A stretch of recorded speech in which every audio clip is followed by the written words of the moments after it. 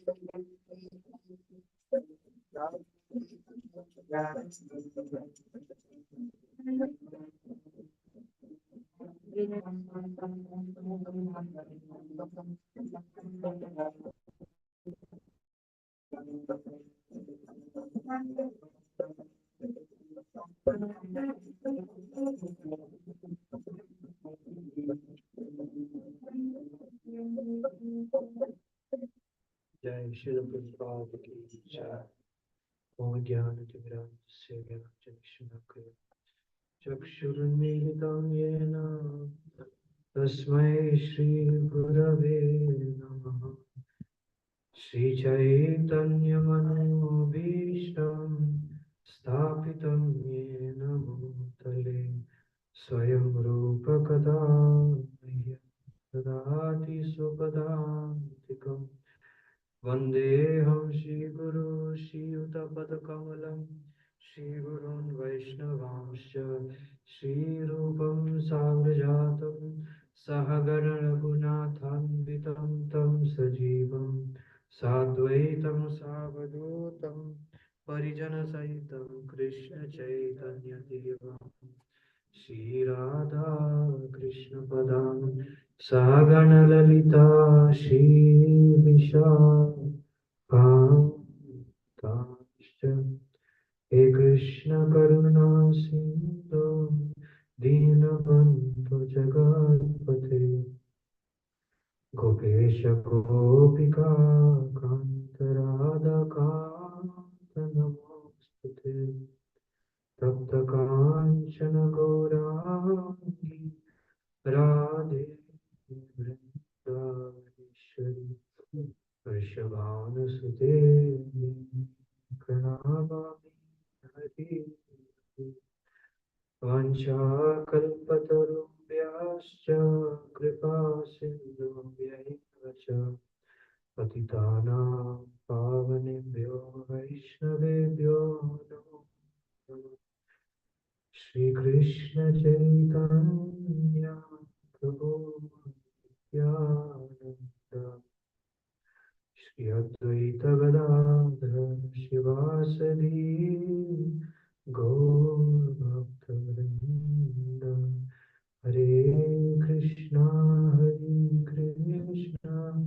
कृष्णा कृष्ण हरे हरे, हरे राम राम राम हरे। मुखं करोति वाचालं पङ्गुं लङ्घयति यत्कृपातमहं वन्दे Shri Guru Dinatari Paramanandama Shri Chaitanya Ishara Om Namo Bhagavate Vasudevaya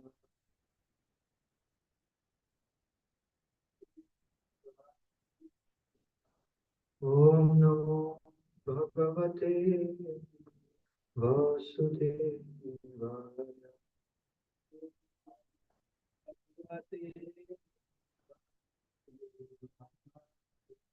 Om Namo Bhagavate Vasudevaya.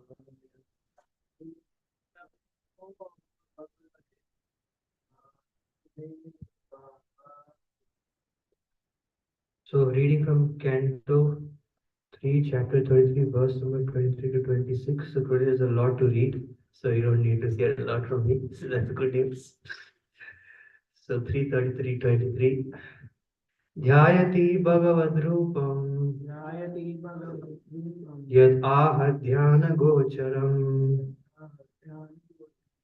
सूतप्रसन्नवदनं समस्तव्यस्तचिन्तया ध्यायति भगवद्रूपं यदाह ध्यानगोचरम् सूतप्रसन्नवदनं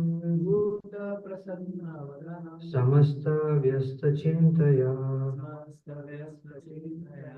ध्यायति भगवद्रूपं यदा ध्यानगोचरम् सूतप्रसन्नवदनं समस्तव्यस्तचिन्तया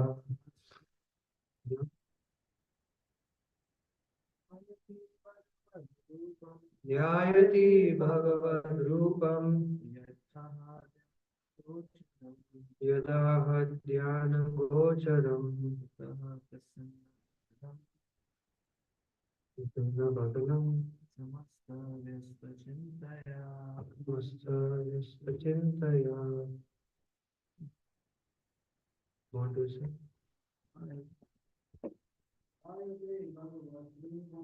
Jayati Bhagavat Rupam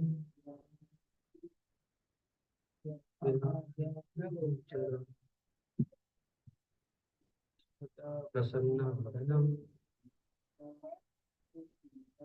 Samasta Vyasta Chintaya Jayati meditating Bhagavad Rupam upon the form of the Supreme Personality of Godhead, Yat, which Aha, he instructed Dhyana Gocharam, the object of meditation, Suta, her son, Prasanna Vadanam, with a smiling face, Samasta, on the whole, Vyasta, on the parts, Chintaya, with her mind. Translation by Srila Prabhupada. Thereafter, having heard with great eagerness and in all detail from her son Kapiladev, the eternally smiling personality of Godhead Devahuti began to meditate constantly upon the Vishnu form of the Supreme Lord. So I'll just read through the next verses. Bhakti Pravaha Yogena Vairagena Baliyasa Yukta Nushtana Jatena Jnanena Brahma Hetuna Vishuddhena Tadatmanam Atmana Vishvato Mukham Svanubhutya Tirobhuta Maya Guna Visheshana. She did so with serious engagement in devotional service because she was strong in renunciation. She accepted only the necessities of the body. She became situated in knowledge due to realization of the absolute truth. Her heart became purified and she became fully absorbed in meditation upon the Supreme Personality of Godhead. And all misgivings due to the modes of material nature disappeared. ब्रह्मणि अवस्थितं मातिर्भगवती आत्म संशये निवृत्त जीवापतित्वात् क्षीण kleshabda nivriti. Her mind became completely engaged in the Supreme Lord, and she automatically realized the knowledge of the impersonal Brahman. As the Brahman realized soul, she was freed from the designations of a materialistic concept of life. Thus, all material pangs disappeared, and she attained transcendental bliss. Purport: Jai Guru Srila Prabhupada ki Jai. The previous verse states that Devahuti was already conversant with absolute truth. It may be questioned why she was meditating. The explanation is that when one theoretically discusses the absolute truth, he becomes situated in the impersonal concept of the absolute truth. Similarly, when one seriously discusses the subject matter of the form, qualities, pastimes, and entourage of the Supreme Personality of Godhead, he becomes situated in meditation on Him. If one has complete knowledge of the Supreme Lord, then knowledge of the impersonal Brahman is automatically realized. The absolute truth is realized by the knower according to three different angles of vision, namely impersonal, Brahman, localized supersoul, and ultimately the Supreme Personality of Godhead. Therefore, if one is situated in knowledge of the Supreme Person, this implies that one is already situated in the concept of the supersoul and impersonal Brahman. In Bhagavad Gita, it is said, Brahma Bhuta Prasannatma. This means that unless one is fixed from the material entanglement one is freed from the material entanglement and situated in Brahman, there is no question of entering into the understanding of devotional service or engaging in Krishna consciousness. One is engaged in devotional service to Krishna. One who is engaged in devotional service to Krishna is understood to be already realized in the Brahman concept of life because transcendental knowledge of the Supreme Personality of Godhead includes knowledge of Brahman. This is confirmed in Bhagavad Gita. Brahmano hi pratishtaham. The concept of the personality of Godhead does not depend on Brahman. The Vishnu Puran also confirms that one who has taken shelter of the all auspicious Supreme Lord is already situated in the understanding of Brahman. In other words, one who is a Vaishnava is already a Brahmana. Another significant point of this verse is that one has to observe the prescribed rules and regulations as confirmed in Bhagavad Gita, Yuktahara Viharasya. When one engages in devotional service in Krishna consciousness, he still has to eat, sleep, defend, and mate because these are necessities of the body. But he performs such activities in a regulated way. He has to eat Krishna Prasad. He has to sleep according to regulative principles. The principle is to reduce the duration of sleep and reduce eating, taking only what is needed to keep the body fit. In short, the goal is spiritual advancement, not sense gratification. Similarly, sex life must be reduced. Sex life is meant only for begetting Krishna conscious children. Otherwise, there is no necessity of sex life for sex life. Nothing is prohibited, but everything is made yukta, regulated, with a higher purpose always in mind.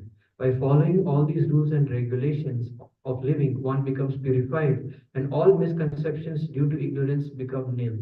It is specifically mentioned here that the causes of material entanglement are completely vanquished.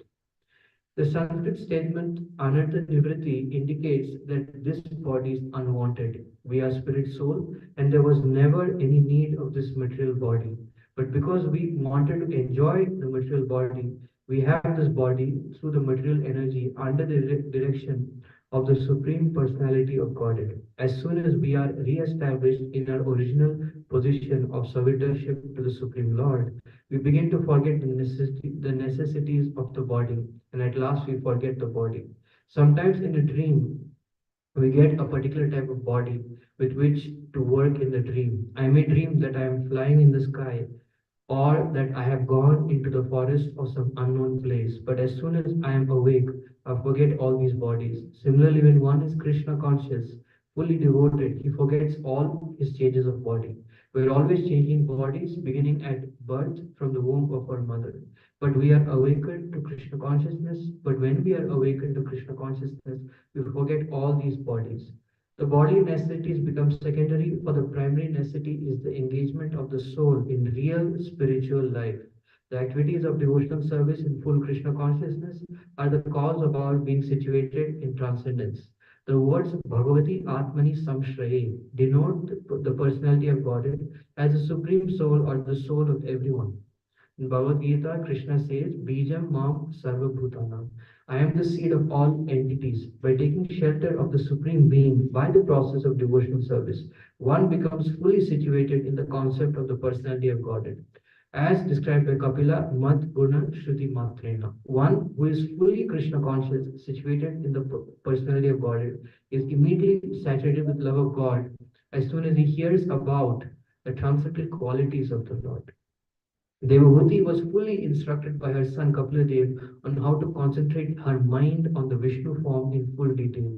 Following the instructions of her son in the matter of devotional service, she contemplated the form of the Lord within herself with great devotional love. That is the perfection of Brahman realization or the mystic yoga system or devotional service.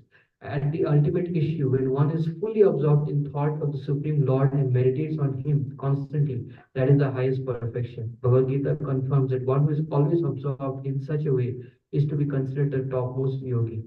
Shri Shri Radha Gopi Janavalabh Nitai Pachapavan Gaurahari Jagat Guru Srila Prabhupada Ki Jai. The real purpose of all processes of transcendental realization, Jnana Yoga, Dhyana Yoga, or Bhakti Yoga, is to arrive at the point of devotional service. If one endeavors simply to achieve knowledge of the absolute truth or the super soul, but has no devotional service, he labors without gaining the real result. This is compared to beating the husks of wheat after the grains have already been removed. Unless one understands the Supreme Personality of Godhead to be the ultimate goal, it is valueless simply to speculate or perform mystic yoga practice. In the Ashtanga Yoga system, the seventh stage of perfection is Dhyan. This Dhyan is the third stage in devotional service. There are 9 stages of devotional service.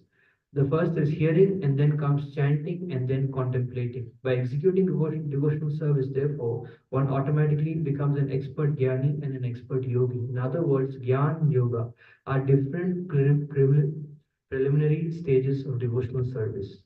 Devahuti was expert in accepting the real substance. She contemplated the form of Vishnu in detail as advised by her smiling son, Kapila Dev.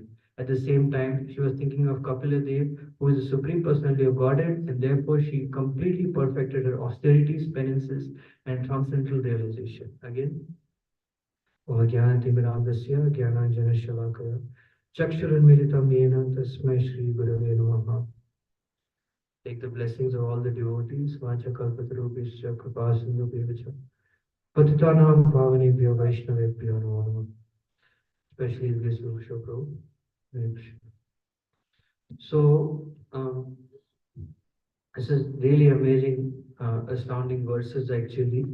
Srila Prabhupada, I'm just sending a clip in Zoom. Prabhupada is speaking about uh, what is a real standard of eating and sleeping, of course. I cannot speak, so I'm just copy pasting what Prabhupada said. You can hear. So, this is the day of Ekadasi. Ekadasi is actually the day which comes once in 2 weeks, and the meaning of Ekadasi is the day that we are supposed to make endeavor to come close to Hari. So Hari, Lord Hari, made arrangement for the conditioned souls uh, through Ekadasi so that conditioned souls can come closer to Him, can become purified, and can become qualified to become a pure devotee. So,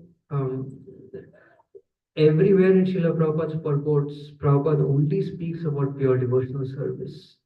That is very important to note. So, the last few verses is specifically speaking about how we can become a pure devotee. So, great eagerness and great detail. That's verse 23. Devahuti meditated on the Supreme Personality of Godhead with great eagerness and in all detail. So, the first important aspect of devotional service in order to become a pure devotee, Vishnu Chavi Thakur says, the first most important, and it will always remain the most important qualification, is to have the blessing of great souls. Mahat Kripa. Mahat Kripa is the first stage to attain pure devotion. So not only do we have to get Mahat Kripa, but we have to meditate on how the Mahats got Mahat Kripa, on how the Mahats, how the Mahatmas, how they got Mahat Kripa in their life, how they acted in their life. So how they chanted, how they meditated. So Srila Prabhupada came to this land, purified this land of America at a ripe old age. Of course, Prabhupada is not this material body, but for the understanding of conditioned souls, Prabhupada came at a very advanced stage of life. But throughout his life, Srila Prabhupada displayed very high standards of devotional service. So this is very important to note that the eagerness and the enthusiasm with which Srila Prabhupada performed devotional service is a great example, is a great instruction to us. So whatever, how much ever, to whatever extent we invest in glorifying the Lord, in sacrificing for the Lord. Like Prabhupada used to go to Delhi and distribute books in the heat, and sometimes Prabhupada would faint.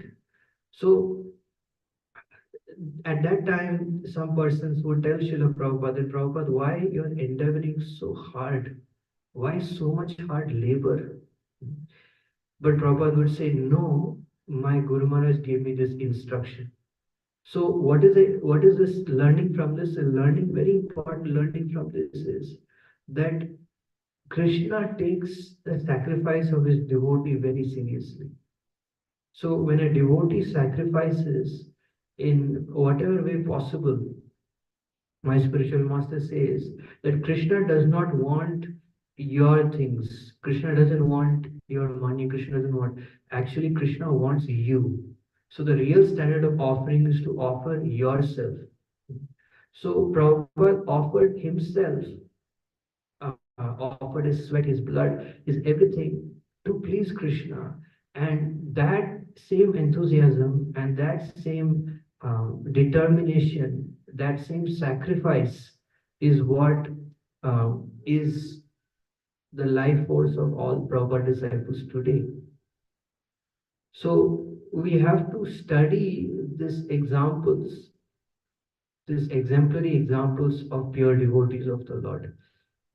And actually, real standards of devotional service come out when there is nobody watching, when there is no name, fame, there is no such things. So that is the time when the real standards of devotional service actually come out, and Krishna becomes very, very pleased because Krishna puts his devotee through tests, through difficult situations to bring out their wonderful qualities. So in this case, Krishna used these situations to bring out Prabhupada's great qualities, and the same great qualities are manifested in Prabhupada disciples today.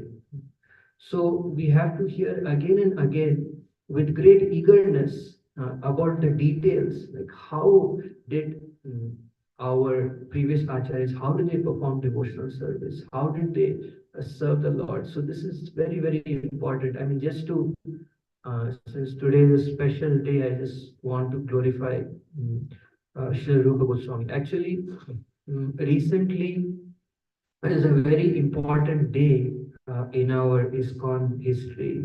Ram Navami is the day actually Srila Prabhupada, with great pride, installed Sri Radha Shyam Sundar Lalita Vishaka. Krishna Balaram Gaur Nitai in the land of Vrindavan. And Prabhupada, with great pride, said that that our devotees are so wonderful, are so advanced that by this through this Vrindavan temple they will actually glorify, uh, they will light up the whole of India. So uh, in our sampradaya, His Holiness Haladhan Maharaj always says that yes, I may be fallen, I may have all bad qualities, but my Guru is not fallen. Acharyas are not fallen. They are pure, they are great souls. So one time there was a Bhagavatam class which was actually going on in Radha Govinda temple. This is the time of the six Goswamis. So there was one devotee who actually went to attend to see Govindaji, Radha Govinda. And at that point, um, Gopal Bhatta Goswami, sorry, Raghunath Bhatta Goswami was speaking on Srimad Bhagavatam. So that Bhagavatam class was so wonderful, was so absorbing that it is explained in His Holiness Indrananda Maharaj narrates. There's a book called Rupa Chintamani. It's mentioned that how all the devotees, all the Brajvasis, they had their eyes closed, and even goes to the extent that mentioning that how the Bhagavad Katha was so powerful that they had tears in their eyes. So this devotee noticed, this new person noticed that there was one person who was seated near Raghunath Bhatta Goswami, but he was seated on a slightly higher asan. And this devotee appeared as if there was no life in his body. And he woke up, disturbed one devotee, got him out of his meditation and asked that, who is this person? So he said, oh, this is Rupa Goswami. So when he went close to Rupa Goswami, it appeared as if he was not breathing. And this new person, just to test for 15-20 minutes for one danda, it's explained that he actually put a piece of cotton in front of the nose of Rupa Goswami, and it appeared that he had no life. And after 15-20 minutes, when Raghunath Bhatta Goswami ended the class saying Shri Shri Govinda Ji Ki Jai, and at that time Rupa Goswami, when he uh, when he breathed out, uh, uh, at that time that cotton ball, that cotton piece of cotton, she caught fire. So this is our sampradaya. This is our sampradaya. This is the quality of devotion in our sampradaya. Is the highest, is the best, is the most exalted thing. So this is the way in which our acharyas executed devotional service.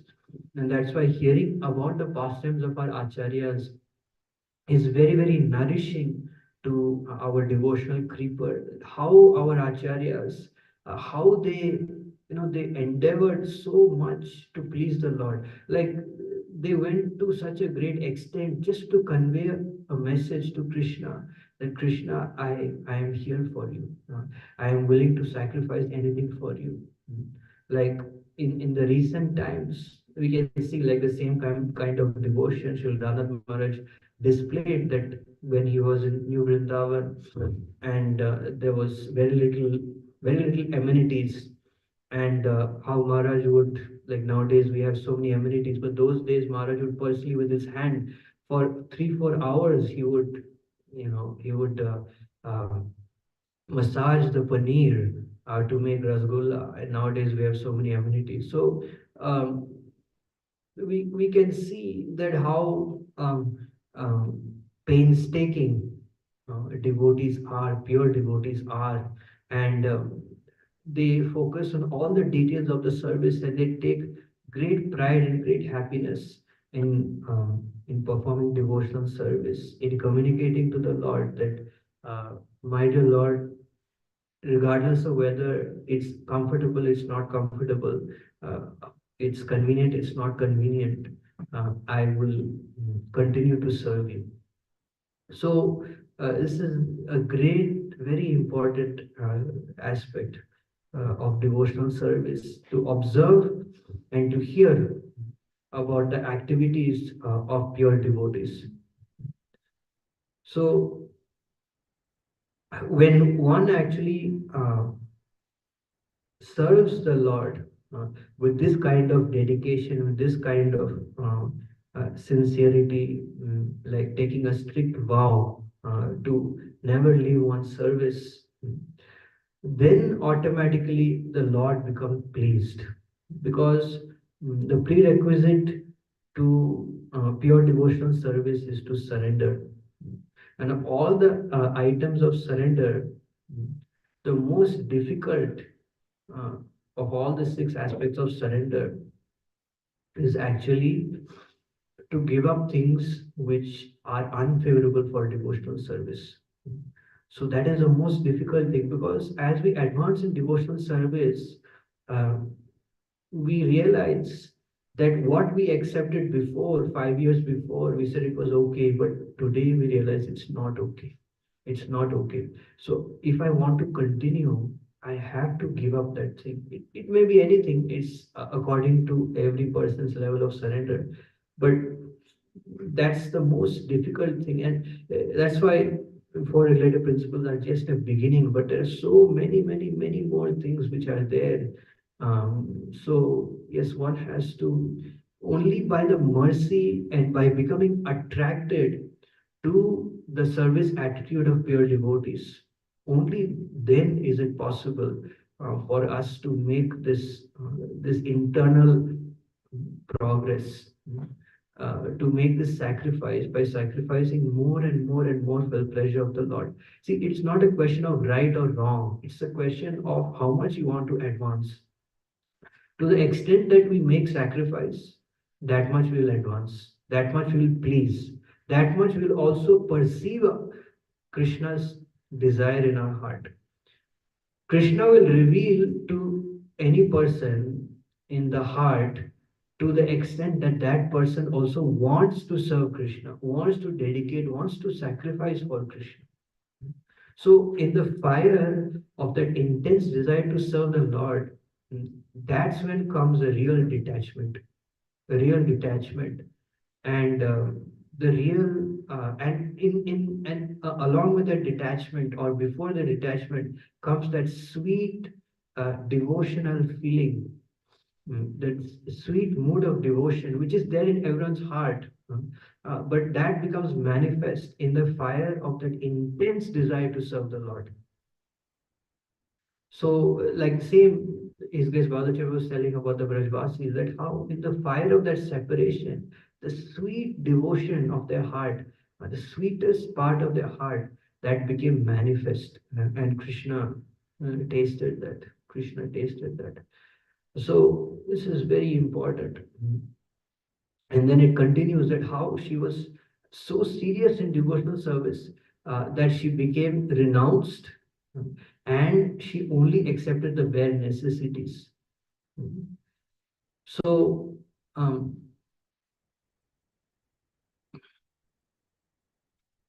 so this is very important, that serious engagement in devotional service means what?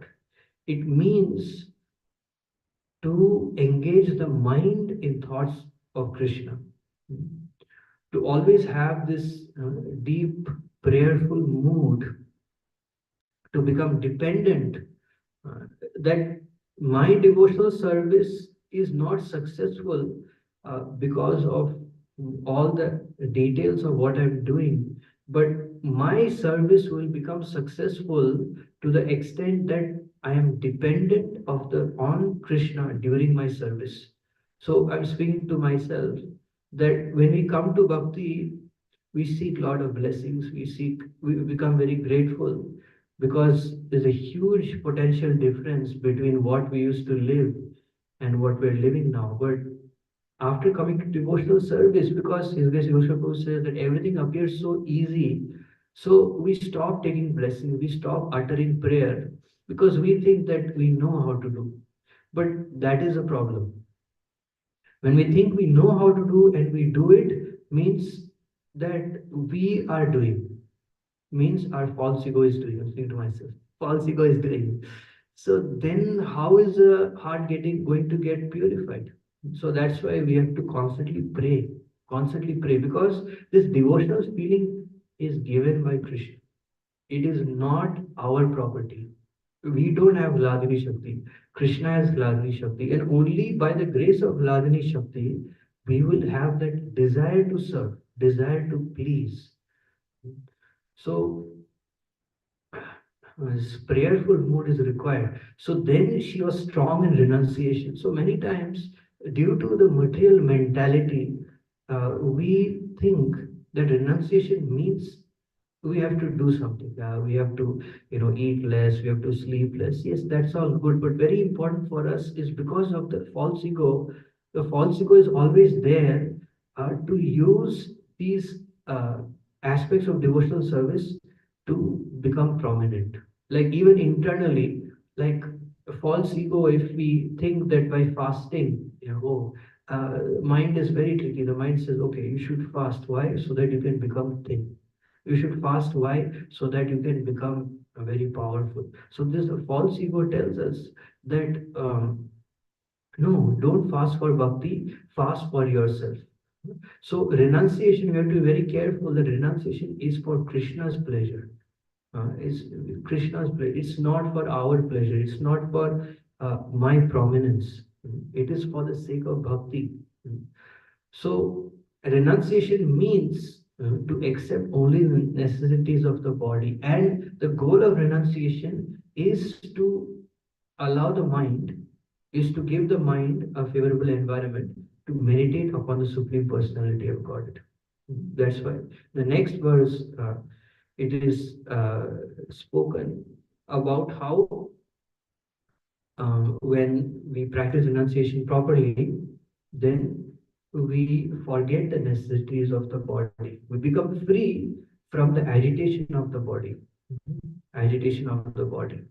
So um, there are two problems in, especially until one becomes completely self-realized or one becomes uh, on situated fully on the platform of ruchi, and that is hankering and lamentation.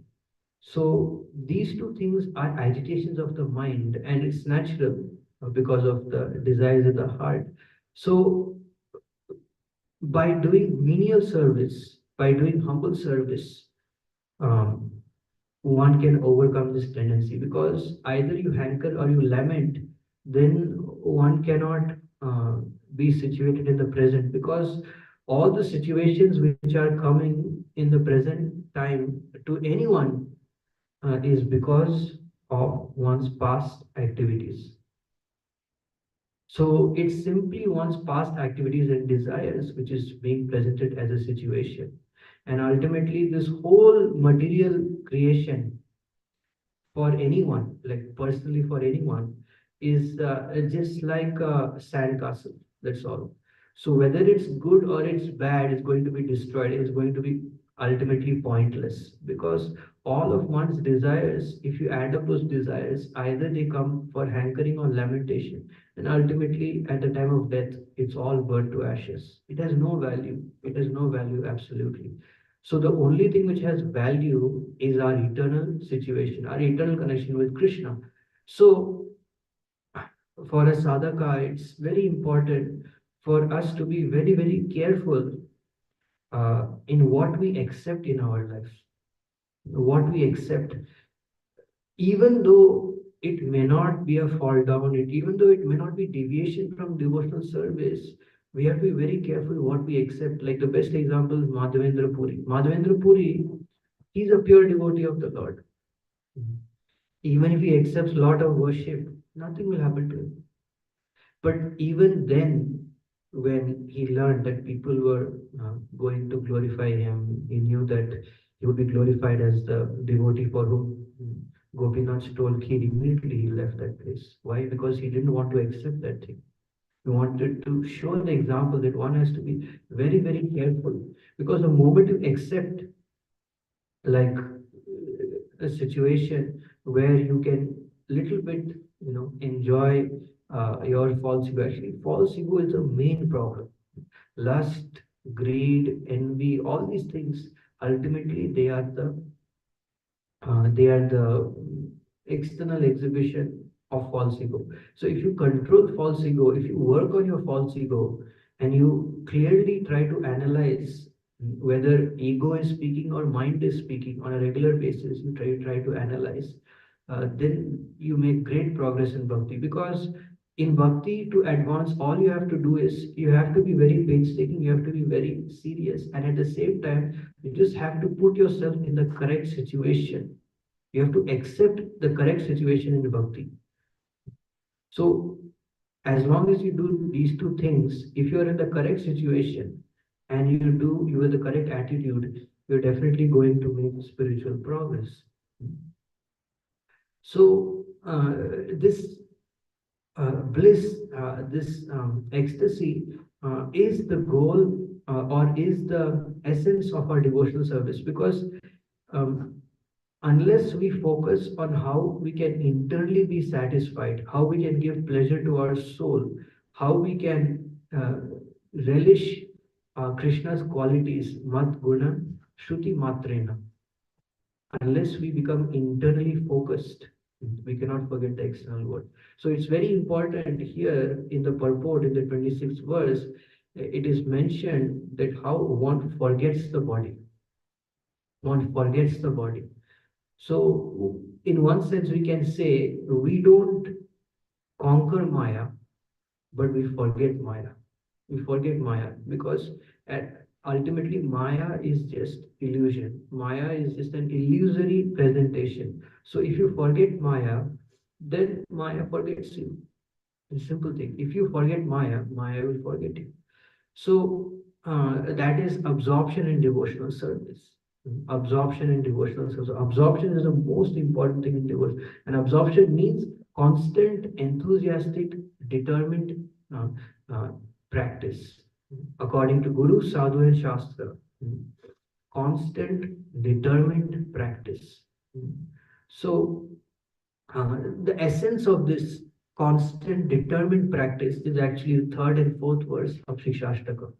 To practice the third verse, at least to some extent, you have to practice the fourth verse.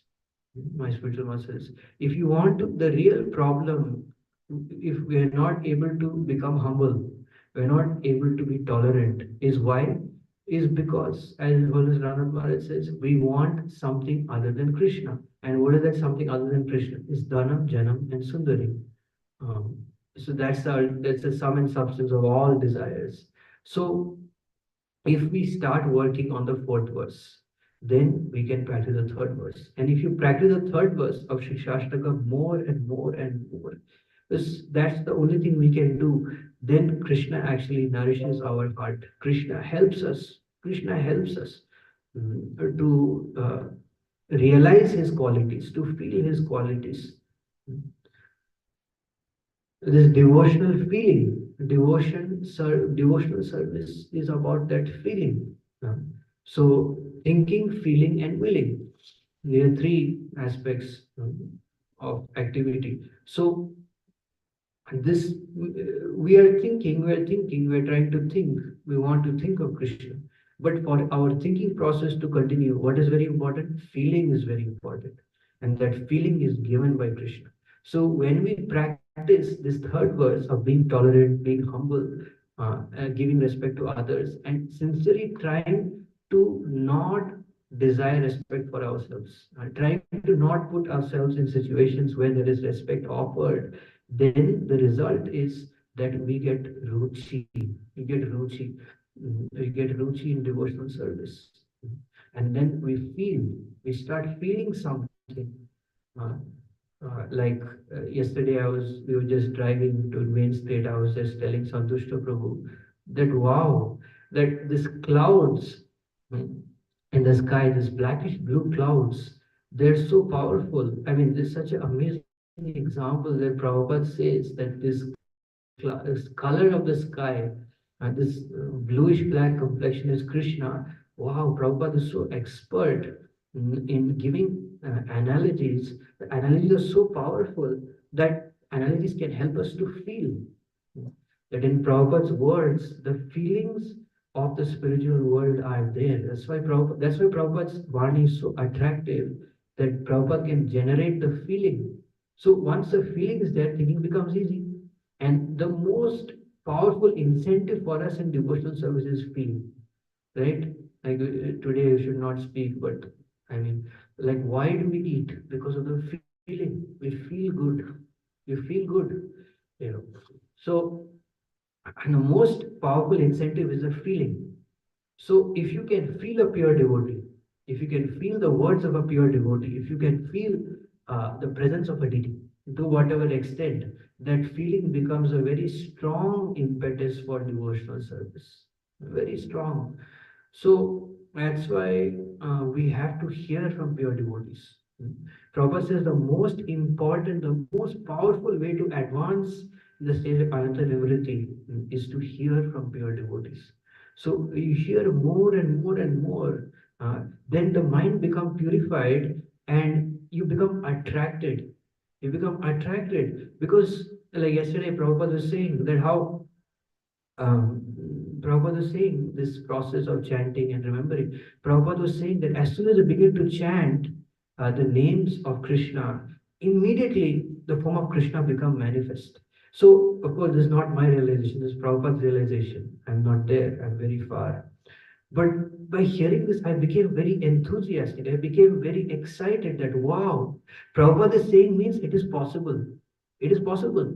So when you hear from a pure devotee, you become very excited, very enthused that this is possible. Within my experience, according to my uh, three modes of material nature, it seems impossible. But no, Prabhupada is saying it is possible. So you become very excited. And then more and more, like Prabhupada was saying yesterday, that how this Udila Aruna Purava Bhage, this uh, Mahaprabhu is dancing in Mayapur in the eternal Navadvip in the morning. So when Prabhupada was saying, you can feel that, wow, when Prabhupada said you can feel the Panchatattva are actually there, the Panchatattva are actually performing past it. That is the power of Srila Prabhupada's words. That is the power of Guru's words, that he can bring you from nowhere to the stage of feeling just by faith. If you place unflinching faith in the words of a sadhu and you try to serve him to whatever extent, then the gift of the sadhu is this feeling. It gives this feeling in the heart to whatever extent, and that feeling becomes a very powerful impetus in devotional service. Mm. So, this seriousness in devotional service is simply how much painstaking we are in our devotion, how much painstaking we are in our mind, in what we think, what we do, and what we speak. And that's why we have to always pray for the association of great souls. We have to always pray, my Lord, you know who are your devotees, who are your exalted devotees. Please give me their association. Please give me their mercy, because otherwise I have no hope. Because we are our inspiration, our activities are what we take in. So even if you are completely you're lazy or not interested, if you keep associating with pure devotees, you keep hearing from pure devotees, you live with exalted devotees, they will rub off on you. They will rub off on you. So ultimately, our environment is what we are. So at this point, uh, I would like to interject mm, by I was thinking the other day that we're speaking about how we can generate a very powerful devotional atmosphere so that our heart mm, can actually become Vrindavan, because Brahmotsav means, deity installation means that the heart has to become Vrindavan. It's not just enough to externally do the worship.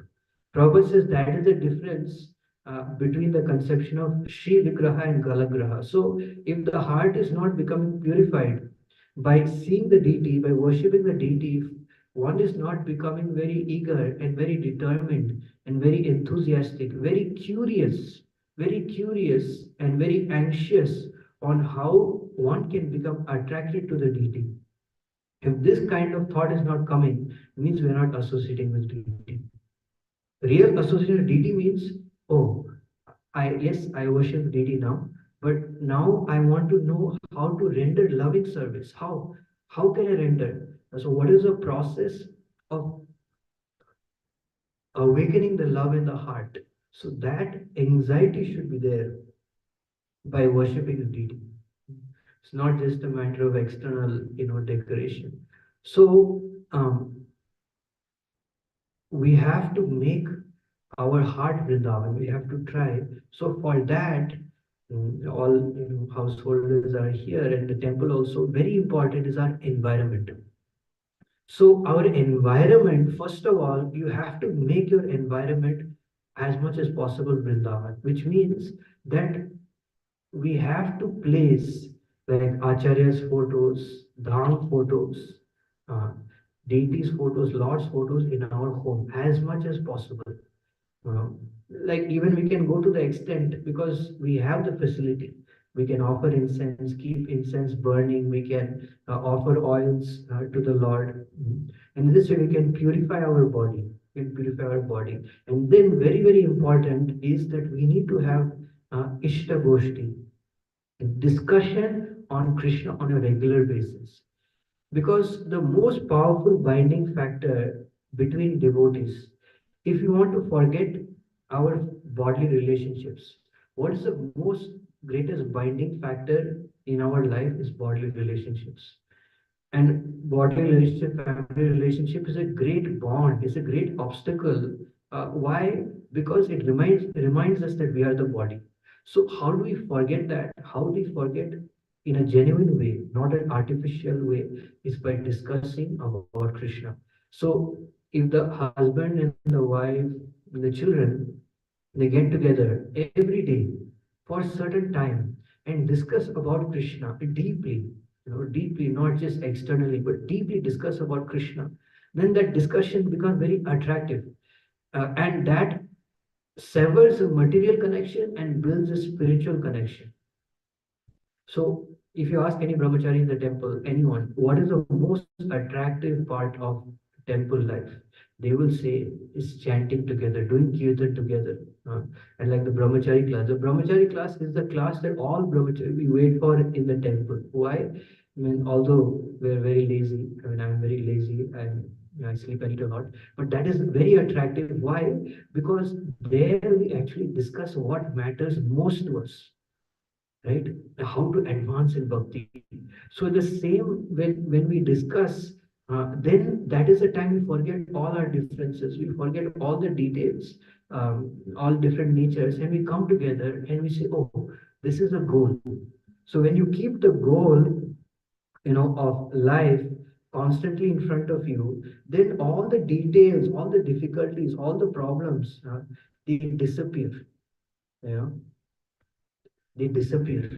Actually, it's a very powerful thing. So at home with our family members, when we discuss deeply, not just externally, but what do you think, what do you think, what do you think, and we slowly pour our heart out and speak about the difficulties we're facing, how we can progress, and become more and more and more eager to hear the details of how we can progress in bhakti. That builds a spiritual connection and severs the material connection, severs the material connection. At that time, we forget that we're the mother or we're the father, we're the son. We are all spirit souls or eager to go to Krishna. So that is the most important practice. Of the six loving exchanges, the most powerful exchange is actually to inquire confidentially, to reveal a mind in confidence. So these two aspects of devotional service, when we perform with our family members, that becomes very powerful, and that practice actually builds a spiritual connection, and then all of us will become eager.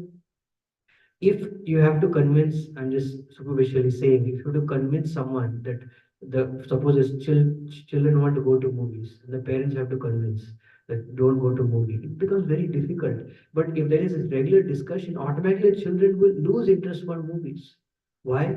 Because the goal is so attractive. The prayojan is so attractive. So this is what we have to do. What Guru does, Sadhu does, is they constantly show us the prayojan. Show us what is a prayojan, what it feels like to experience a prayojan. So when you meditate on that constantly by Shastra, by discussing Krishna deeply, then you become very excited, very determined, very enthusiastic. And then all lethargy, all laziness vanishes, right? So by doing kirtan together and by discussing Krishna Katha together on a regular basis, one develops real detachment, real enthusiasm in bhakti. That is very important. Very, very. There is no replacement to this. There's no replacement to this. How much ever, even you give very nice prasad to your children or your spouse, whoever, there is no replacement. This is the most powerful practice in bhakti, is discussion about Krishna. And the deeper the discussion is, the more powerful, the more purifying it is, and the more enthusiasm it generates. Because when you're discussing Katha, when you're discussing about Krishna with devotees, at that time, there is no differences. There is no nature, there is no details of service, nothing. It's just Krishna, Krishna, Krishna, and Krishna. So the more and more you do this practice, it's very, very powerful, very, very powerful. That is the easiest way to become ecstatic, since the Brahmotsav is coming. The Saraswati Thakur says, the one quickest way you want to attain prema is Nam Sankirtan. Nam Sankirtan is the quickest way to attain. Saraswati Thakur says, even if you don't do any other aspect of devotion, but you just do this Nam Sankirtan, then you will for sure attain Krishna prema. So Sripad Ananda Prabhu is the best example of that. So in this way, we can become very enthusiastic, very enlivened, very excited about devotional service, and we can become very seriously engaged. Like Prabhupada says, that one devotee says, when family member says, one fellow, oh, I give up sense gratification. Then the other person says, yes, you gave up, I will also give up from today. So in this way, devotees become very enthusiastic. And in that regard, I'm very grateful to the devotees, brahmacharis in the temple are setting such a high example, right? That they don't want to waste a single moment. Right? Like is equal to Prabhu, even though he's so tired, but still he pushes, he pushes. Why? Because he wants to show to Krishna that, my Lord, that you are more attractive, you are more important for me than my eating and sleeping. Right? So I'm very grateful that devotees are showing me this example, and preaching to me in this way. And I pray and I hope that I take it seriously. So I would like to end here. No qualification, but it's just the mercy of devotees, that I am here. They are tolerating me. Anyone has any question or comment? Srila Prabhupada ki jai. Vaishnava ki jai. Yeah, so you said that while you have to keep checking if you are doing some austerity, or whether your mind is speaking or your ego is speaking. So who is that you when you are saying you should keep then mind, when you have to check mind or ego, there should be someone. But intelligence is lower than ego anyway. Your intelligence cannot check ego. So who is that you? No, but spiritualized intelligence, when we hear from pure devotees, that intelligence, I mean, you may not see immediately, but you will be able to see. I mean, you may not see like glowing in front of you, like very, like clearly, but that's why one thing, the way we can check is that mm, yeah, am I using my austerity as a result of doing my austerity? I'm speaking for myself. Am I conscious of my austerity? Am I, like, I'm speaking for myself. Like, I'm very fallen. But so am I seeing that, oh, I did Ekadashi. I did not eat on, I didn't drink on Ekadashi. So is my mind saying that, yeah, I'm finding happiness in doing that? Or is the mind thinking that, okay, how much devotional service did I do? So that's the way we check. So that does not mean we should not do, we should do austerity. We should do, definitely. We should because by doing austerity, and to whatever extent, we help to curtail lust, the enjoying propensity. So it's very good. But slowly, as we're doing austerity, the conscious should shift from being austerity conscious to Krishna conscious. So that is the thing. So austerity is very good, it's very helpful. But the thing is, it's a tool to become Krishna. It is not doing austerity is not becoming Krishna conscious. So yeah, it's I know you display that consciousness. So I'm not there, but very good, exemplary example. I'm trying. That's why I wanted to ask who is the king, because I might be thinking, no, I'm doing them, but I'm doing out of my ego. That's why I wanted to check. It's good. It's good. Even if we're doing out of ego, doing is good, provided that we don't use it as a way to get name and fame. So as long as we are not using it to get name and fame and advertising, we're keeping with ourselves. Ego is attacking, that's okay, tolerate and slowly try to transcend.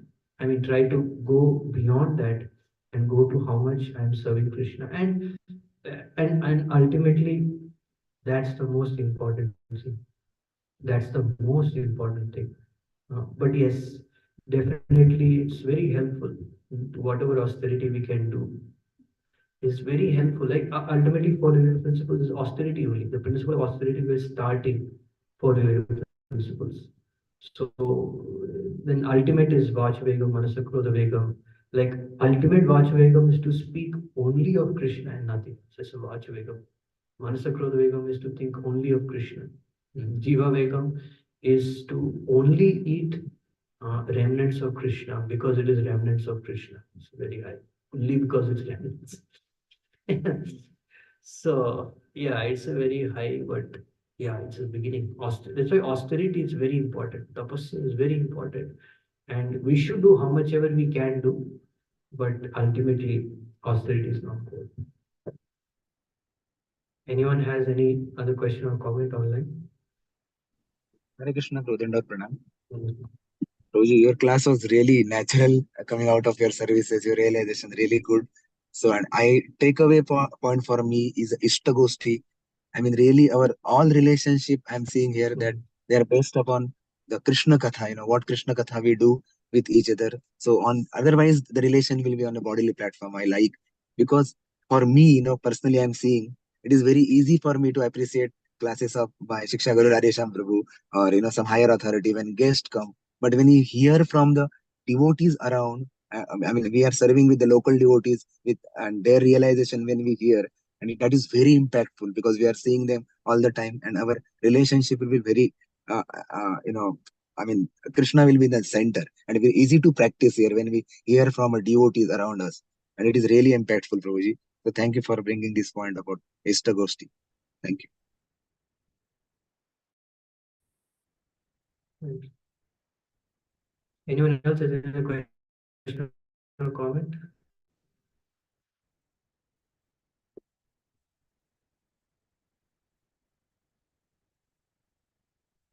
Would you like to say? So many wonderful points to you. Okay, so if nobody else has any other question or comment, we will end. Vancha kalpatarubhyasya kripasindhubhyavcha Panjanam pavanebhyo vaishnavim Antupati Vaishnavi Cheshla Prabhupada. Please, all of you, please watch this video. I posted on the chat. Prabhupada is very, very powerful. In just 6 minutes, Prabhupada says so many astonishing things. So please hear.